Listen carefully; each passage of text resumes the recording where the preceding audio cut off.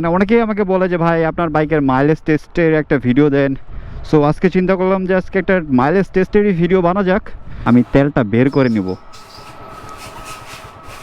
তেলটা বের করে নিয়ে বোতলে নিতে হবে আগে। কই গেছে রিপন?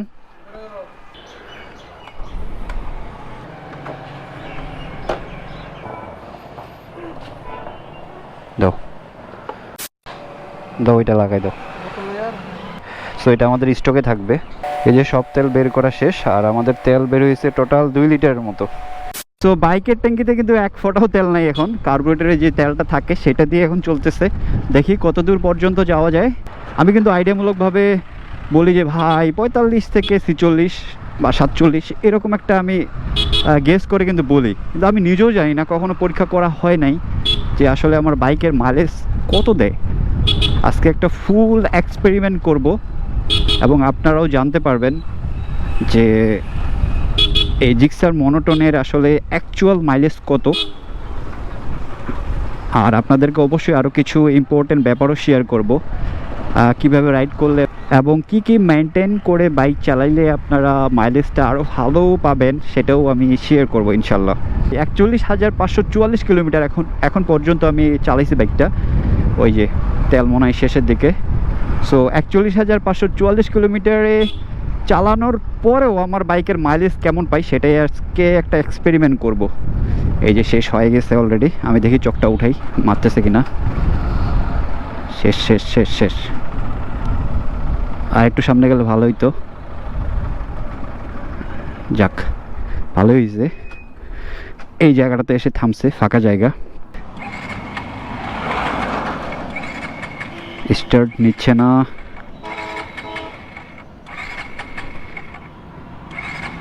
শেষ।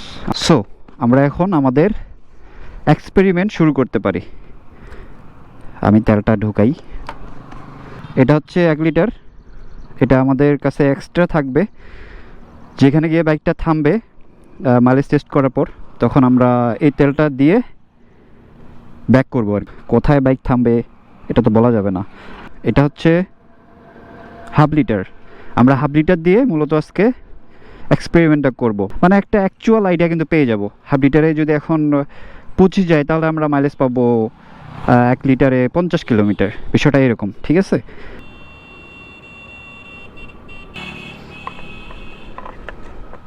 চলেন আমরা রাইড শুরু করি। বাট আমরা একটা কাজ করতে পারি, আমরা ট্রিপটা 0 করে দিতে পারি। আচ্ছা, আমরা ট্রিপ বিটা 0 করে দেই। ওকে, বিসমিল্লাহ। আমি যেহেতু রেগুলার রাইড করি, সো আমার এক্সপেরিমেন্ট থেকে আমি বুঝতে পারি যে আমার মাইলেজ 45 প্লাস থাকে। সো আজকে দেখি, আজকে একটা ফুল পরীক্ষা করতেছি, এক্সপেরিমেন্ট করতেছি। আজকে ফাইনাল রেজাল্টটা আমরা পাবো ইনশাল্লাহ, এবং আপনারাও জানতে পারবেন।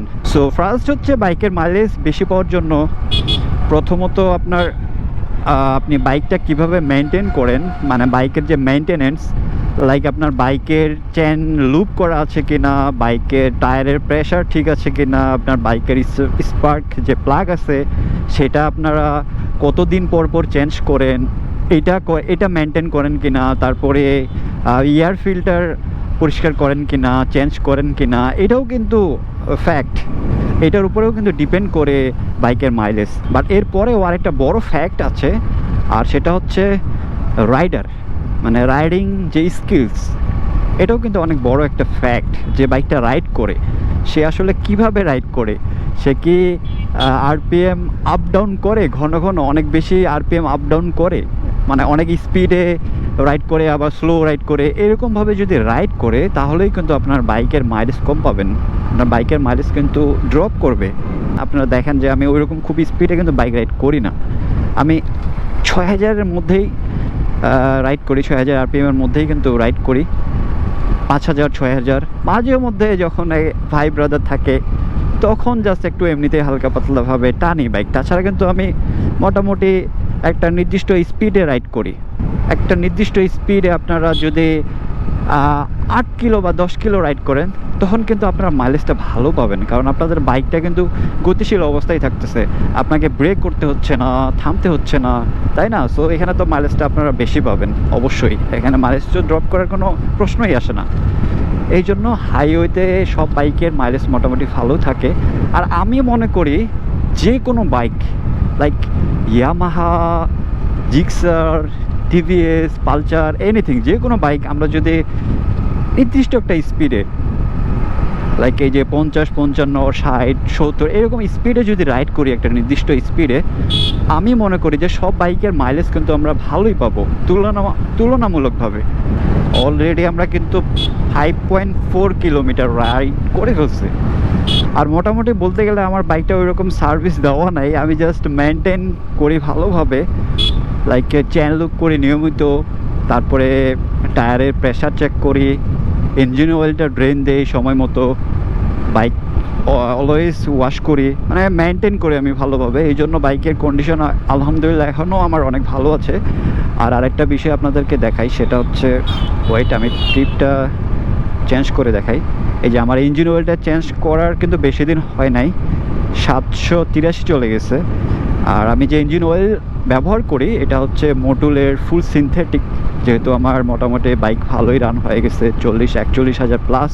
সো আমি মোটুল যে ফুল সিনথেটিক ফ্রান্স ভেরিয়েশনটা ওইটা ইউজ করি, খুব ভালো আমি পারফরমেন্স পাই। কিন্তু এই যে সামনে যে গাছপালাগুলো দেখেই বুঝতে পারছেন যে কীরকম ঝড় গেছে ইদানিং। এই যে দেখেন এই গাছগুলো কিন্তু সবগুলোই অনেক বড় বড় ছিল। ইভেন এই যে সামনে যে ঝড়টা হইলো দিনাজপুরে, যেদিন ঝড়টা হয় ওই দিন কিন্তু এই রাস্তা দিয়ে যাওয়া যাচ্ছিল না, এই রাস্তাটার মধ্যে সব গাছের ডালপালা পড়েছিল। একটু ট্রিপটা দেখি, আমরা অলরেডি কিন্তু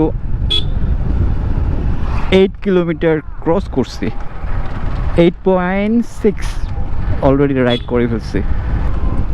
বাট ভালোই হয়েছে একদিক দিয়ে, এই যে আমি আরপিএম আপ ডাউন করতেছি, ব্রেক করতেছি, সো এই ক্ষেত্রে অ্যাভারেজ একটা মাইলেজের রেজাল্ট আমরা পাবো ইনশাল্লাহ। এ তো বাজে অবস্থা।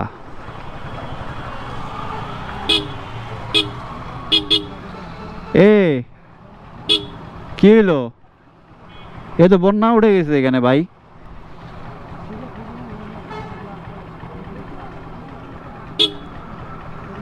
এ ভাই তেল শেষ হয়ে যাবে আমার।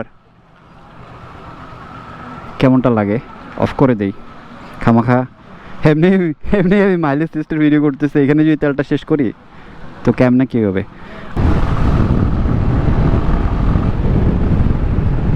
সামনে আরেকটা ব্রিজ, এখন ফাঁকা, একটু টানি আবার।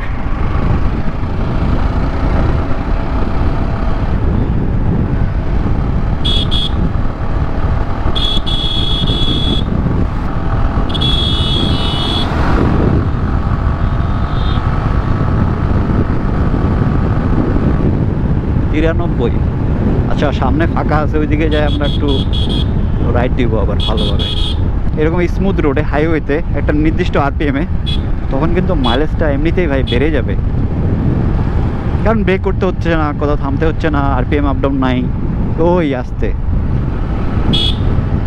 অলরেডি কিন্তু 14 কিলোমিটার ক্রস করে ফেলছি আমরা।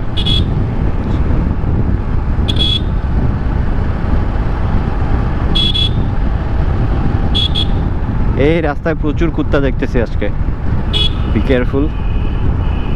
আর এই রাস্তাটা মানে এই জায়গাটা বাইক টানার মতোই একটা জায়গা।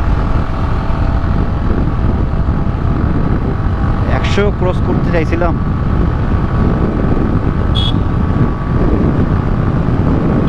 100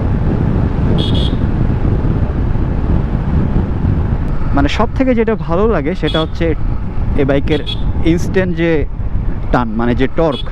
OMG অলরেডি আমরা 18 ক্রস করে ফেলছি। A few moments later 44 তো থাকতেই হবে, নাহলে তো ভাই আমার মান সম্মান থাকবে না। অলরেডি কিন্তু ঝাঁকি মারা শুরু হয়ে গেছে, দেখি চলতেছে, এখনো চলতেছে, দম শেষের দিকে ভাই। বাট আমি মনে করছিলাম যে আরেকটু রাইড করতে পারবো। ওই ওই ওই শেষ হইস না ভাই, শেষ হইস না, অ্যাটলিস্ট যেন 44 থাকে, নাহলে আমার মান সম্মান থাকবে না।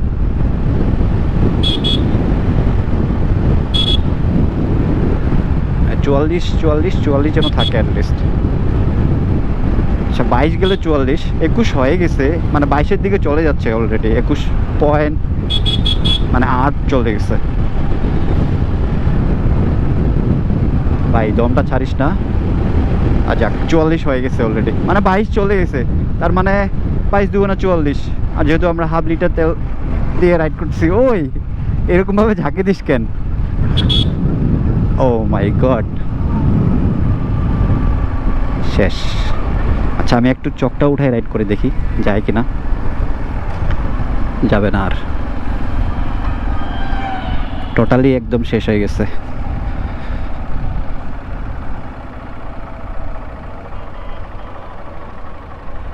কোন জায়গায় থামায় আমারে দেখি। এই এখানে থামি, আর যাবো না, সামনে কাদা।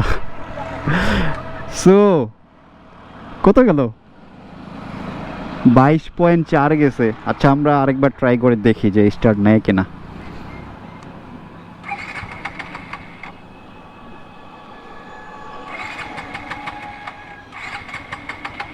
ভাই আরেকবার নে না, আরেকবার নিলে আবার 2 কিলো যাওয়া যাবে, না হলে 1 কিলো তো যাওয়া যাবে।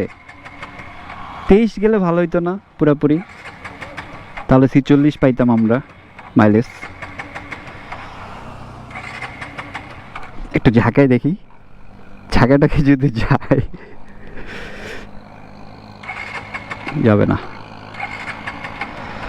শেষ, আমাদের দম খতম। ইন্টু 2, 44.8 মানে 45 ধরা যায়, 45 এমনিতেই যাবে। তারপরে আমি এই যে আরপিএম আপ ডাউন করছি মাঝখানে, সো অ্যাভারেজ কিন্তু 45 থাকবে মাইলেজ। খারাপ না, আমি যেরকমটা আইডিয়া করছিলাম আইডিয়াটা আমার কাছাকাছি। সো এখন আমরা তেল ঢুকাই, কারণ এই রাস্তার পাশে দাঁড়ায় আছে, মানুষজন তাকায় আছে। আমরা তেল ঢুকাই, আমার ব্যাগে তো তেল আছে এক্সট্রা। তো কার্বোরেটর বাইক হিসাবে এই মাইলেজটা কিন্তু খারাপ না। আর আমি যদি হাইওয়েতে যদি রাইড করতাম, এটা তো হাইওয়ে না, এটা লোকাল, মানে হাইওয়েও না আবার ওইরকম লোকাল রাস্তাও না, বাট আরপিএম অনেক আপ ডাউন করা লাগতেছে, এই জন্য মাইলেজটা 2 থেকে 3 কিলোমিটার কিন্তু ড্রপ করবে, এটা স্বাভাবিক। আর যে বিষয়গুলো বলছিলাম প্রথমেই, সেটা হচ্ছে বাইকের মেনটেনেন্স যদি ঠিক থাকে এবং যে রাইডার সে যদি ভালোভাবে রাইড করে, মাইলেজ আপনারা পাবেন এমনিতেই। সো এখন আপনারা বলতে পারেন যে ভাই আপনার বাইকের তো মোটামুটি ভালোই রান হয়েছে, তারপরও এরকম মাইলেজ পাচ্ছেন, নতুন বাইক তাহলে 50+ কি পাবো? এটাও আমি এক্সপেরিমেন্ট করব অবশ্যই নেক্সটে। সো আজকের ভিডিওটা এখানে শেষ করি, অলরেডি কিন্তু সন্ধ্যায় যাচ্ছে। পরবর্তীতে আবার দেখা হচ্ছে অবশ্যই এমন কোনো ভিডিও নিয়ে। সেই পর্যন্ত অবশ্যই আপনারা ভালো থাকবেন, সুস্থ থাকবেন এবং অবশ্যই সেফ রাইড করবেন। আর আমার এই ভিডিওটা যারা আমার ফেসবুক পেজ থেকে দেখবেন, তারা অবশ্যই আমার ইউটিউব চ্যানেলে কানেক্ট হয়ে যাবেন। অনেক ভিডিও আছে, আবার আমি কিছু ভিডিও আমি ইউটিউবে আপলোড করি, ওইগুলো আবার পেজে করি না। আবার অনেক ভিডিও আছে যেগুলো পেজে করি, ওগুলো ইউটিউবে করি না। সো রাসু ব্লগ লিখে সার্চ করলে সেম নাম দিয়ে কিন্তু আপনারা ইউটিউব চ্যানেলও পেয়ে যাবেন, আমার এই নামেই আছে। সো সবাই ভালো থাকিয়েন, আল্লাহ হাফেজ। সৌন্দর্যগুলো নষ্ট হয়ে গেছে মাঠের। আরে বস ভাই আসসালামু আলাইকুম। ভাই কেমন আছেন? এত দূর থেকে আসলেন? ভালো আছেন ভাই? কখন আসছেন? মাত্র ঢুকলাম, এখনই? মাত্র। তার মানে আর একটু লেট হলে ফোন দিতাম নাকি? একা আসছেন? হ্যাঁ এক আসছে।